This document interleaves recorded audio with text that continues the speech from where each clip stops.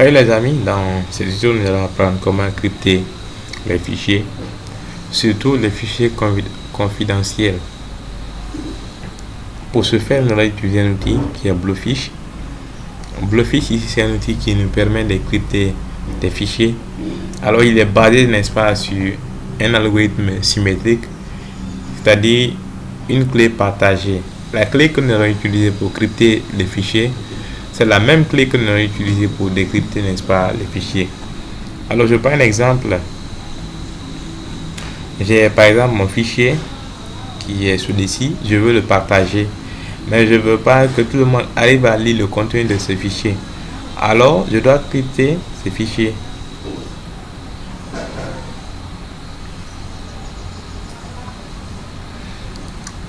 Une fois l'installation de Bluefish, vous obtiendrez un fichier WinRAR. Faites clic droit sur le fichier et extraire. Alors vous allez extraire le fichier. Après l'extraction, vous obtiendrez, n'est-ce pas, un dossier.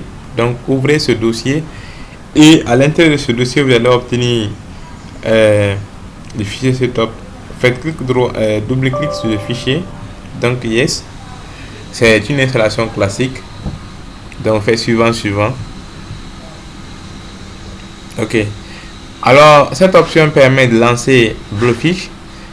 Si vous décochez, alors vous allez lancer manuellement le programme, mais nous on va maintenir coché cette option pour lancer, n'est-ce pas, le programme. Alors voici notre interface. C'est le fichier projet ADI que nous allons crypter. Alors vous placez au niveau de votre emplacement où vous pouvez aller chercher le fichier que vous voulez crypter. Moi j'ai déjà le projet ici et le fichier, donc je sélectionne le fichier que je vais crypter. Alors je viens sur crypter, et le raccourci c'est CTRL E, je clique ici. Lorsque vous maintenez cette case cochée auto confirmation, il va, n'est-ce pas, confirmer automatiquement votre mot de passe. Donc on va décocher cette case ici. Destination path, le chemin. Après avoir crypté votre fichier, où vous voulez que votre fichier soit logé. Alors moi j'ai créé un répertoire sur le bureau nommé crypt. Je vais loger tous mes fichiers cryptés dans ce répertoire. Donc browser parcourir, donc je vais parcourir, je vais sélectionner le dossier là, crypt.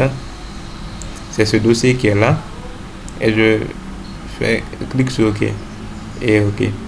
Alors ici, on nous demande de saisir un mot de passe. Le mot de passe qui est là, c'est la clé partagée.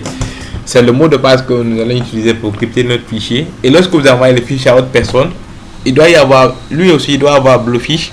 Et c'est la même clé qu'il va utiliser pour décrypter, n'est-ce pas, le fichier. Nous allons voir comment crypter, comment décrypter un fichier. Alors moi, je donne par exemple un mot de passe.